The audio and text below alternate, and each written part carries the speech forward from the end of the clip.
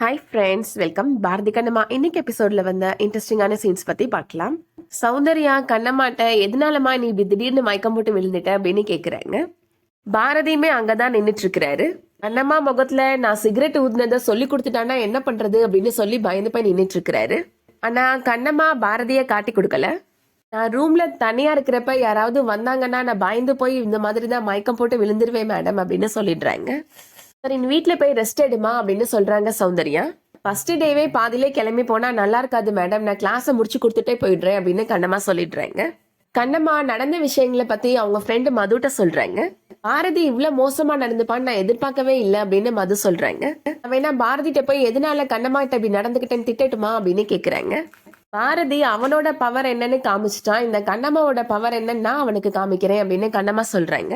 என்னடி ஏதோ சவால் விடுற மாதிரி பேசுற, எது பண்றதா இருந்தாலும் என்கிட்ட சொல்லிட்டு பண்ணு அப்படின்னு சொல்றாங்க மது. கண்ணம்மா அவங்க என்ன பண்ண போறாங்கன்றத மதுட்ட சொல்றாங்க. அடுத்ததா கண்ணம்மா இப்போ பாரதியோட கேபினுக்கு போறாங்க. பாரதி கண்ணம்மா எதனால என்ன அம்மாட்ட சொல்லாம விட்டுட்டா அப்படின்னு யோசிச்சுட்டு இருக்கிறாரு. கண்ணம்மா இப்போ பாரதியோட கேபினுக்கு போறாங்க. உள்ள போறதுக்கு முன்னாடி கண்ணம்மாவோட மொபைல் போன்ல வீடியோ கேமராவை ஆன் பண்ணி வச்சுக்கிறாங்க. பாரதி கண்ணம்மாட்ட கேக்குறாரு, எதனால அம்மாட்ட நான் உன் முகத்திலேயே சிகரெட்டை ஊதுனதை சொல்லாம விட்டுட்டேன் அப்படின்னு கேக்குறாரு. என்னதான் இருந்தாலும் பாரதி என்னோட ஃப்ரெண்டாச்சு, என் கூட படிச்ச பையன் அப்படின்றதுனாலதான் உன்னை காட்டி கொடுக்காம விட்டுட்டேன் அப்படின்னு கண்ணம்மா சொல்றாங்க. ஃப்ரெண்ட்ஷிப்புக்கு நீ அவ்வளவு முக்கியத்துவம் கொடுப்பியா அப்படின்னு பாரதி கேக்குறாரு. அட்லீஸ்ட் ஒரு நன்றி சொல்லணும்னு கூட உனக்கு தோணலையா பாரதி அப்படின்னு கண்ணம்மா கேக்குறாங்க. ரொம்ப தேங்க்ஸ் அப்படின்னு சொல்றாரு பாரதி. பாரதி சொல்றாரு, அன்னைக்கு நான் பப்ளிக் பிளேஸ்ல சிகரெட் குடிச்சேன்றதுக்காக தான் நீ என்கிட்ட பிரச்சனை பண்ணன. ஆனா இது என்னோட கேபின், இது என்னோட பிரைவேட் பிளேஸ், இங்க நான் சிகரெட் குடிக்கிறதுல எந்த தப்பு இல்லைன்னு உன்ட்டு காமிக்கணும் தான் நான் அப்படி பண்ணினேன் அப்படின்னு சொல்றாரு. கண்ணம்மா சொல்றாங்க, இது உங்களோட பிரைவேட் பிளேஸ் கிடையாது, இதுவும் பப்ளிக் பிளேஸ் தான். இங்க ஒர்க் பண்ற ஸ்டாஃப்ஸ் எல்லாருமே உங்களை பார்க்க வரதானே செய்வாங்க அப்படின்னு சொல்றாங்க கண்ணம்மா. இங்க நீ சிகரெட் குடிச்சதும் தப்பு தான் அப்படின்னு சொல்றாங்க கண்ணம்மா.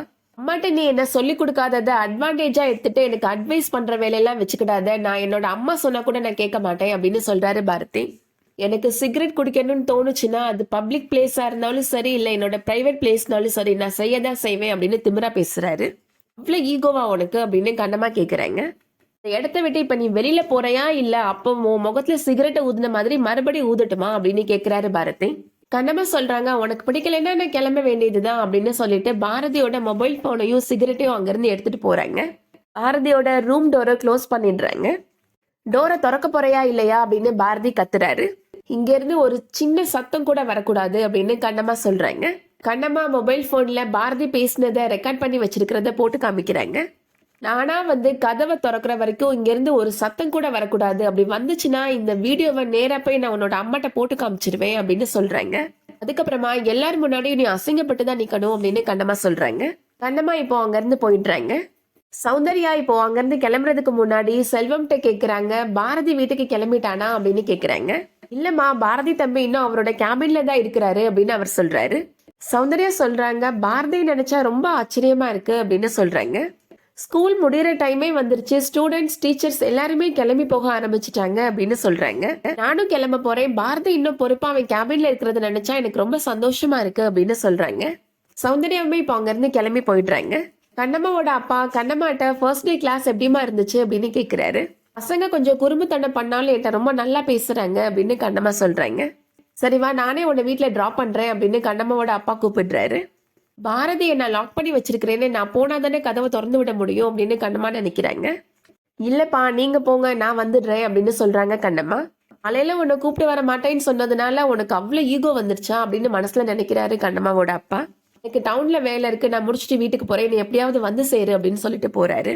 கண்ணம்மா இப்போ பாரதியோட ரூமை திறந்து விடுறாங்க.